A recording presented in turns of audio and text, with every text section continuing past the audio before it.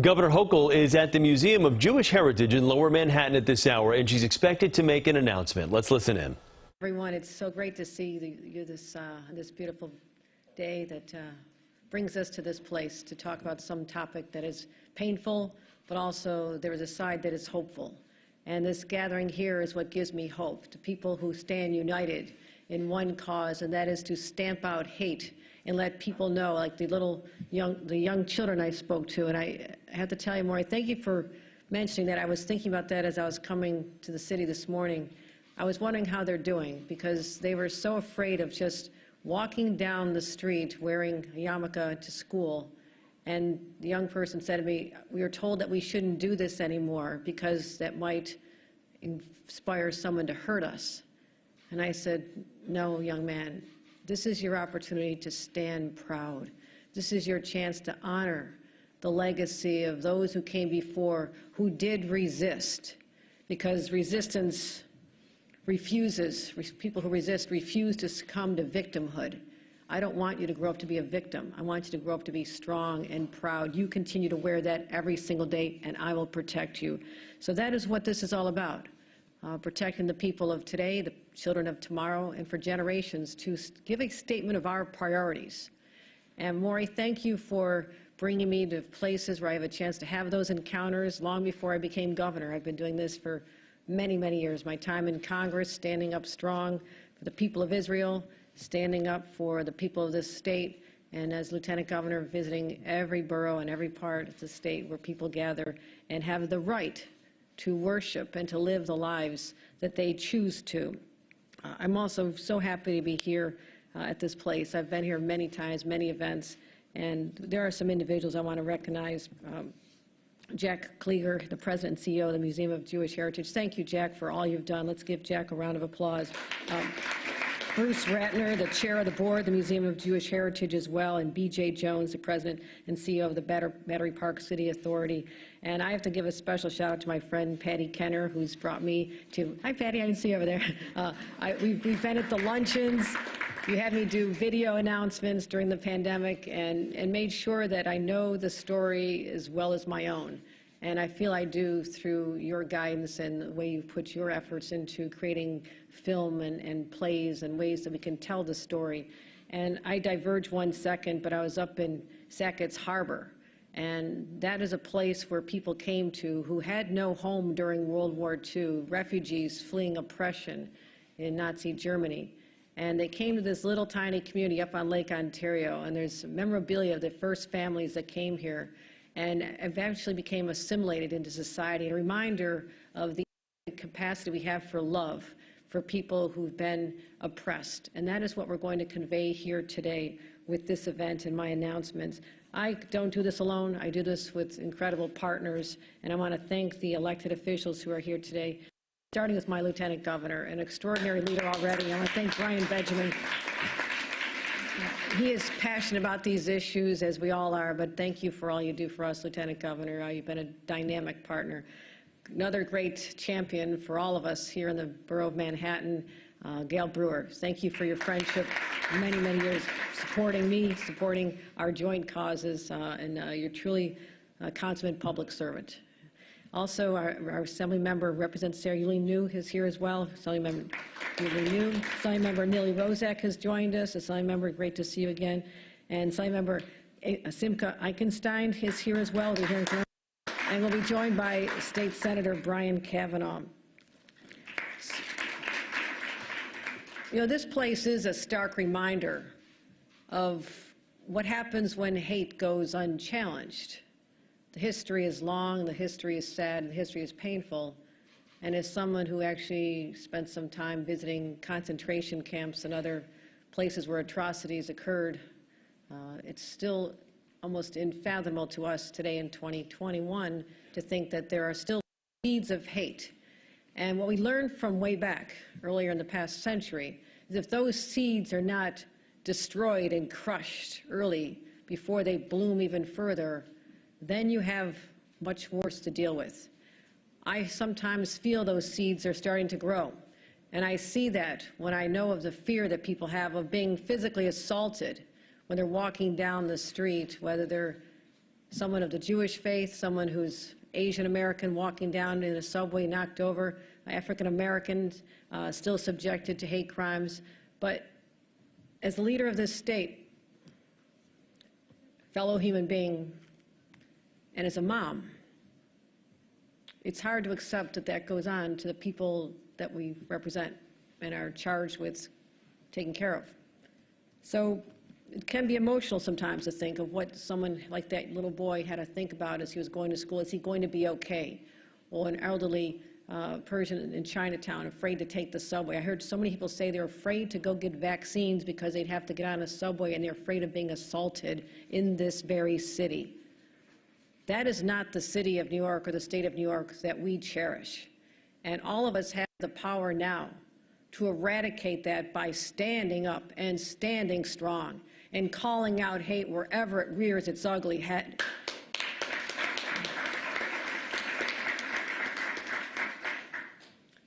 I went up to Muncie shortly after that horrific attack and stood in a large forum. There were hundreds of people gathered, people of all faiths. And as sad as the occasion was to honor the people that were slaughtered during their Hanukkah celebration, it also did give me a sense of optimism and hope of what we can accomplish together. And I know there's a role for people to play. Everyone has to play. In government, it's calling it out. It's deploying the resources where necessary. It's deploying law enforcement. It's putting together hotlines, giving people access. Everybody deserves to feel secure. And as we heard a long time ago, President Franklin Delano Roosevelt, I visited his home this past weekend. Went down because I wanted to immerse myself in the story of another governor who overcame great challenges, physical challenges as well, and then ascended to become the president. And at that time, he spoke in a State of the Union address in 1941. He talked about the 4 freedoms that we are all entitled to as human beings. And I read those 4 freedoms once again. And the greatest to me was the freedom from fear. No New Yorker should have fear going to their homes, going to their works, going to their places of worship, or just taking the subway or going out to dinner. We have to eradicate that fear once and for all. And we can do it starting here today.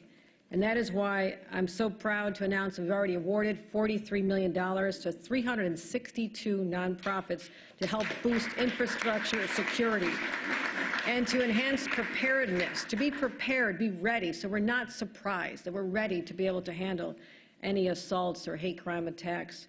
And this money will fund over 872 different projects across the state. But we're not done, my friends.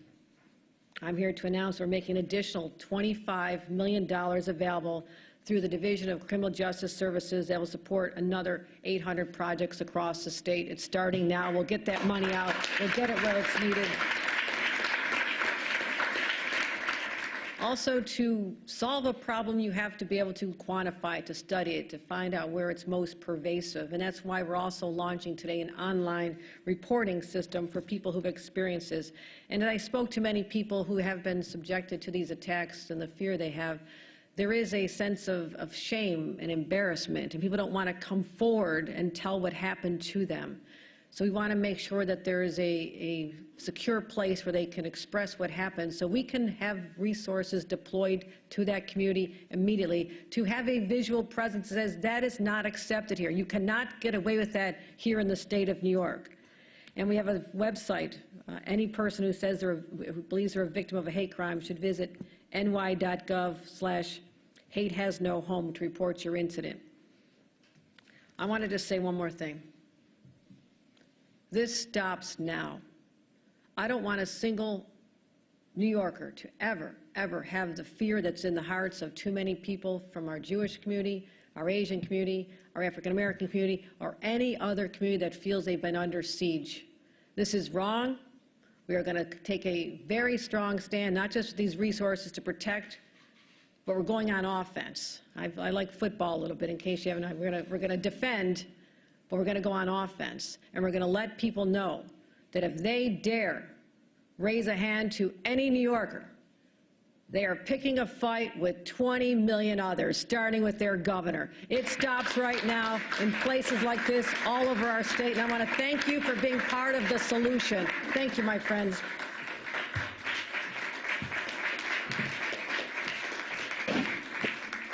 Please welcome Manhattan Borough President Gail Brewer.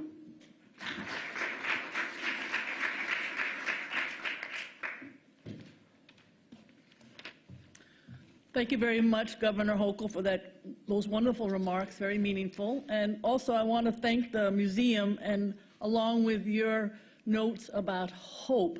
I remember during the pandemic, there was a hate sign on the door of this museum.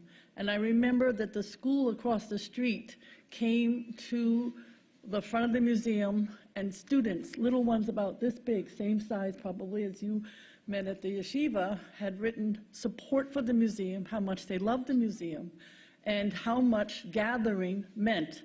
And for all of us from the museum, from the community, this was a hopeful, although it started with a horrible hate sign, it was in what you were stating, Governor, the kind of futuristic gathering that we all needed at that moment. It was right in the middle of the pandemic. So when I'm here at this museum, I've been in this room many times, but that rally was particularly meaningful and certainly along your remarks. I want to thank you for that funding, because anti-hate has no place, but the groups in this room and elsewhere who fight it need that support. That's the kind of support that we need in order to make New York safer. Hate has no home here. You said it, it's behind us, but too many people haven't got the message. NYPD reports that in the last year there have been 371 hate-related incidents targeting Jews, Asians, the Black community, and the queer community. And there's an untold number of hate crimes that go unreported, as we know. It's an epidemic, and as you stated, it must end. We're all outraged that almost no week goes by without an assault on a New Yorker because of what they look like, what language they speak, or whom they love. And I'm really, just like everyone else, outraged, upset that in a city that is famous for being the place people come to escape persecution, in some cases, they are scared to just leave their homes. And I'm also upset and outraged that vulnerable New Yorkers are being left to protect themselves. Under your leadership and all leadership, that's not going to happen. No form of hate can be ignored, whether it's last month's anti-Semitic graffiti on the FDR Drive, or Asian Americans being attacked on the subway or in Chinatown or East Harlem or elsewhere. I've gone to too many rallies and vigils where we're fighting for basic decency, where the message has been, just keep your hands to yourself, just let your neighbors live. Is that too much to ask? No. Everyone deserves to feel safe on our streets, on our transit, in our workplaces, as you stated.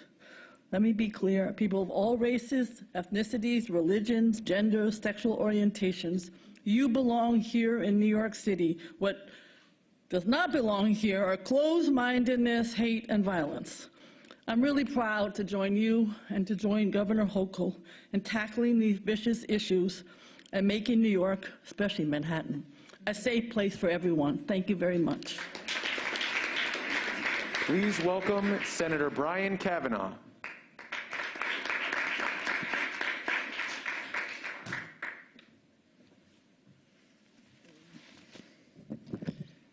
Thank you. It's always wonderful to follow our great borough president, Gail Brewer. I also got my start in working with elected office officials as Gail's chief of staff.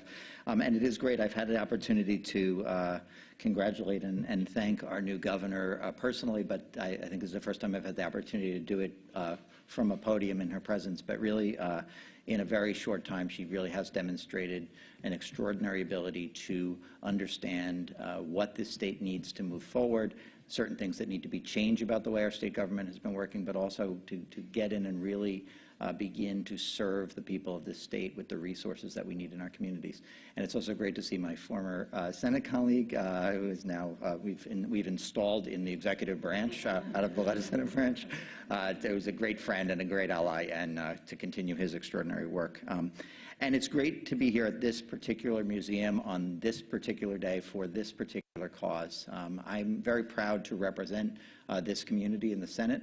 I am especially proud to represent this institution, which has done a wonderful job of conveying, first of all, the critical importance of remembering what happened generations ago, but what is still all too real throughout our world, the anti-Semitism, the hatred, the violence, the horrific events of the past, but also has been a great convener of people who want to understand the meaning of that, and has also been very welcoming of people not just of Jewish heritage, but really people of all backgrounds. So this is a wonderful institution. This is a great place to be making this particular announcement.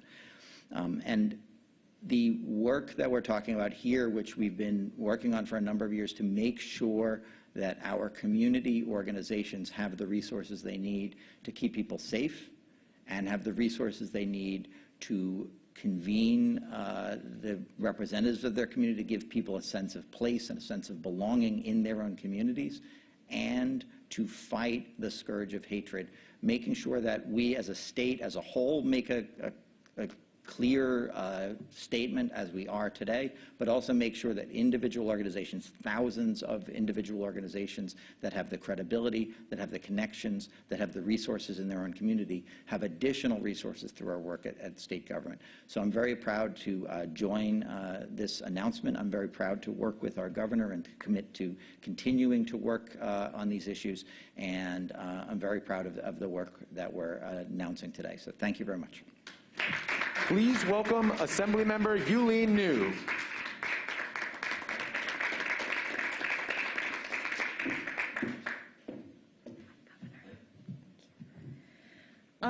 So welcome to the district, the best district, I would argue, in the entire state of New York. But I wanted to say that, I'm really glad that we're holding this event here today, because I still remember, just like Gail, just like Brian, when the Confederate flag was tied to the doors of these museum doors. And I still remember the community's feelings, and I still remember the community's heartbreak, and I still remember the community's outrage. And I just wanted to say that, we know that anti-Semitic attacks have been on the rise, not since just this summer, but in many years before this. We saw the swastikas drawn on my yeshiva. We've seen the hate symbols scrawled in our co-ops. We've seen the hate symbols scrawled on our FDR. And we've had a number of hate crimes in my district that people were shocked by. People punched in the street for wearing a mask, for not wearing a mask, beat up, set on fire. There's so much that we need to do to fix this. This is one step out of the many that we need to take. And I want to thank our governor for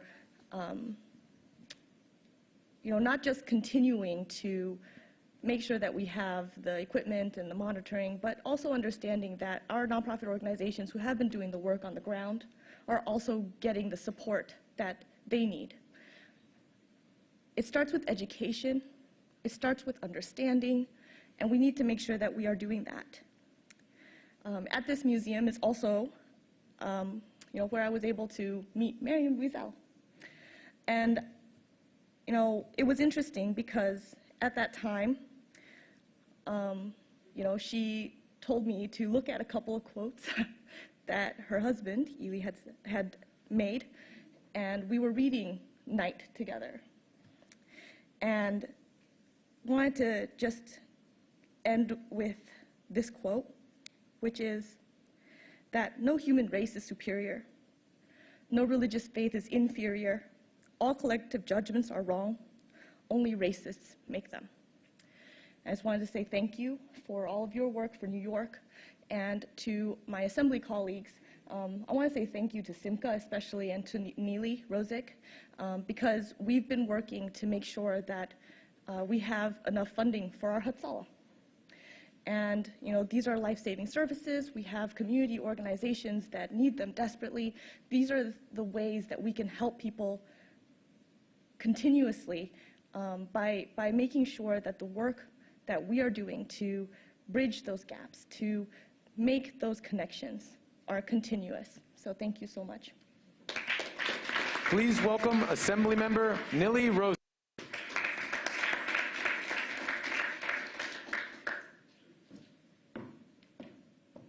Thank you, Governor. Thank you, Lieutenant Governor, for doing this today and gathering us at this wonderful museum. Thanks to Jack for hosting us.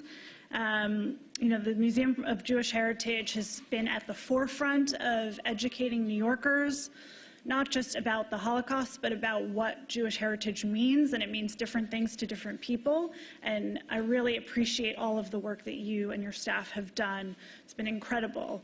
And if you're an educator in New York, you come to this museum so that you have the right tools to teach the next generation about the lessons of the past. And what we've learned over the last several years, but for quite some time now, is that the steady surge of anti-Semitism across New York became an undeniable wave of hate. And we know that there's no room for complacency.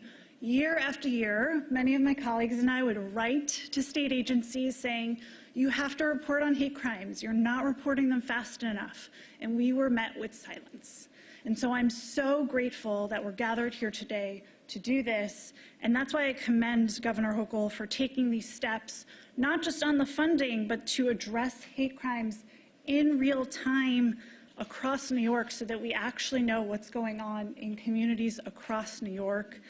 This new security funding and the reporting hand in hand will go a long way to keep New Yorkers safe. And we're going to keep taking action in communities across New York, together, standing shoulder to shoulder, because it takes all of us in this fight, and that's certainly something that you've been at the forefront of. So I really commend you for this announcement today. Thank you so much. Please welcome Assemblymember Simca Eichenstein.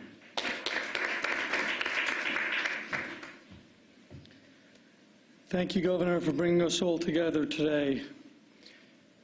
We look forward to working with you, and I'm confident that you will continue serving New York with great distinction and accomplish great things for the people of our state.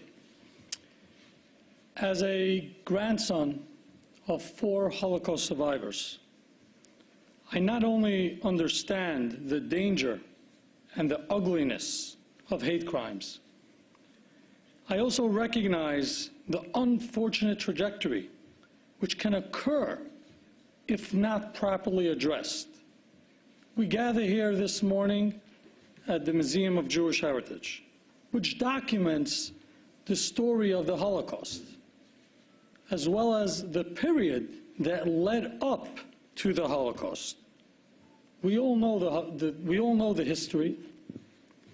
The Holocaust did not begin with concentration camps, nor did it start with gas chambers. The Holocaust began with what you might consider the small stuff: vandalism, discrimination, graffiti sprayed on houses of worship, broken windows, random physical attacks, name-calling, and so on. When these despicable acts were not properly addressed, when nobody called out the perpetrators, when nothing was done to protect the victims, that's when the attacks continued and grew into what we now know, the greatest crime against humanity in modern history.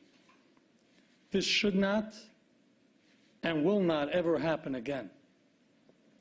Just a few weeks ago, the FBI released their 2020 hate crime statistics, which showed that overall hate crimes has gone way up, but anti-Semitic hate crimes made up 57% of all hate crimes last year. This should serve as a wake-up call to all of us. So I'd like to take a moment to express my appreciation to Governor Hochul for recognizing the importance of this serious issue, protecting vulnerable communities, and making it a priority. I want to be honest. Over the past couple of years, we've been trying to get some of these funds prioritized. And while we have worked on, along with my Assembly colleagues, and I thank you for it, Yulene and Nili, well, we have been successful in expanding the eligible criterias, for example, the inclusion of summer camps. The funds were never released.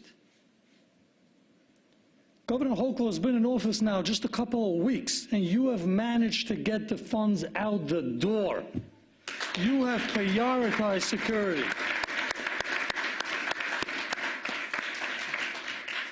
So thank you, Governor Hochul.